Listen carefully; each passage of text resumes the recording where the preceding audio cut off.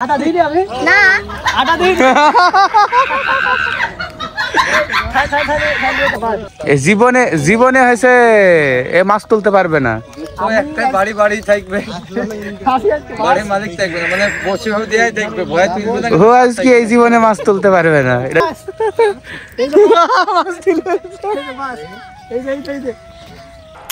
আসসালামু আলাইকুম বন্ধুরা, কেমন আছেন সবাই?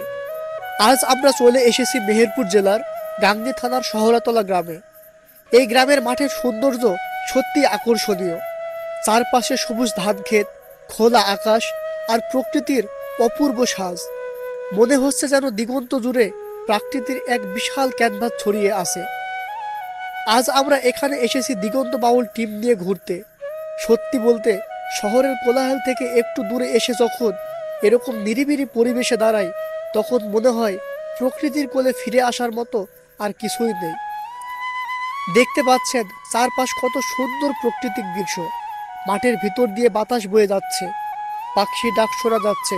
এমন জায়গা আসলে মনটা একেবারে ফুরফুরে হয়ে যায়। তাহলে চলুন আমাদের সাথে ঘুরে আসুন শহরতলা মাঠে আর উপভোগ করুন এই গ্রামের সৌন্দর্যের অসাধারণ মুহূর্তগুলো।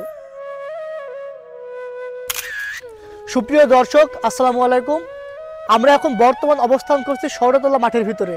আর আমার সাথে কে কে আছে দেখিয়ে তো বুঝতে পারছেন, দিগন্ত বাউল টিমের ওনার রিপন ভাই এবং শামীম ভাই। কেমন আছেন ভাই আপনারা? হ্যাঁ, আমরা খুব ভালো আছি। অবশ্য আমিও জানি ভাইরা খুব ভালো আছে, যেহেতু ভাই আমি সবাই একসাথে আসলাম। আচ্ছা, আপনার এই মাঠের এই ব্যাকগ্রাউন্ড, এই ভিউটা দেখতে কেমন লাগছে ভাই? আসলে অসাধারণ লাগছে, অসাধারণ লাগছে বলে এখানে দাঁড়ালাম। যে এই যে প্রকৃতির দৃশ্যটা, চারিদিকে পানি, বেশ সুন্দর একটা সবুজ পরিবেশ, ফাঁকা মাঠ, সেই সঙ্গে এই যে সবাই সামনের দিকে মাছ ধরছে। হ্যাঁ, অসাধারণ একটা ভিউ। আর এই ভিউর প্রেমে পড়ে কিন্তু আমরা এখানে দাঁড়িয়ে গেছি। শামীম ভাই, আপনার কেমন লাগছে? আমার তো চমৎকার, পুরন্ত বিকেল বেলায় অসাধারণ লাগছে। কি বলবো আমি, আমার তো মানে সবই ভালো লাগে। আমার একটু চয়েসটা অন্যরকম, তো যা দেখি তাই ভালো লাগে। সো গাইস, আমরা এখন আমাদের সামনে দেখতে পাচ্ছি অনেকজন মাছ ধরছে। আমরা ওদের কাছে যাব এবং দেখবো তারা কিভাবে মাছ ধরে। হ্যাঁ, আমার সাথে কি চ্যালেঞ্জ হবে? অবশ্যই। না, টান না মারলে 10 টাকা, টানে যদি না ওঠার তুমি তুলতে পারলে 50 টাকা ফ্রি। বকশিস বকশিস। আমার সাথে চ্যালেঞ্জ করবেন? আমার সাথে আমি এদিকে চ্যালেঞ্জ করে ফেলছি। চ্যালেঞ্জ করবেন? ও না তুলতে পারলে 10 টাকা, আর তুলতে পারলে 50 টাকা। আচ্ছা, এই যে তাহলে প্রত্যেকটা ইতিহাসের কত টাকা দিয়ে দেওয়া হবে? আচ্ছা ঠিক আছে, তাই হলো। ওই দিকে ক্যামেরা ঘুরান। ঠিক আছে, ধরো চলো। চ্যালেঞ্জ আমার রিপন ভাইয়ের সাথে। আচ্ছা ঠিক আছে, চলো। তুলতে পারলে 50 টাকা। হ্যাঁ, না তুলতে পারলে এখানে আর না তুলতে পারলে না তো 10 টাকা। দেখা যাচ্ছে উঠে গেছে এইবারই 50 টাকা জরিমানা সারা। ও আমার দিকে লুক। জীবনে জীবনে হয়েছে এ মাছ তুলতে পারবে না। একটা বাড়ি বাড়ি থাকবে, বাড়ির মালিক থাকবে, মানে বসে দেয়াই দেখবে, ভয় তুলবে না। ও আজকে এই জীবনে মাছ তুলতে পারবে না, এটা শিওর।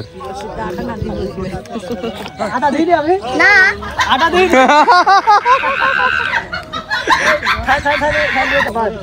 আটা দিই না বাদ এটা। আচ্ছা ঠিক আছে, নেক্সট নেক্সট।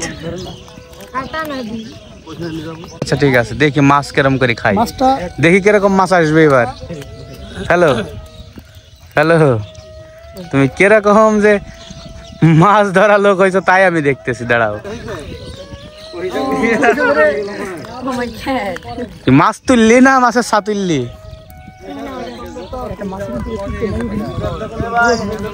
বলি দেবো।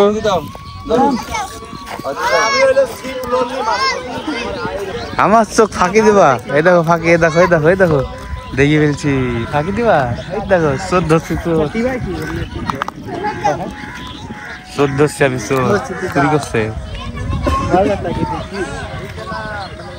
মাছ উঠাইছে। ও ভাই,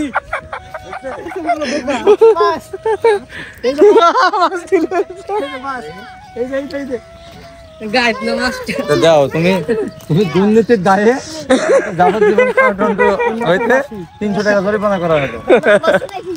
আমি দুইবার মিস করেছি, আপনাকে 20 টাকা ওই যে মাছ ওই দিক থেকে আবার ওই দিক থেকে নিয়ে না হয়েছে তোমার। তাহলে ওই দুর্নীতি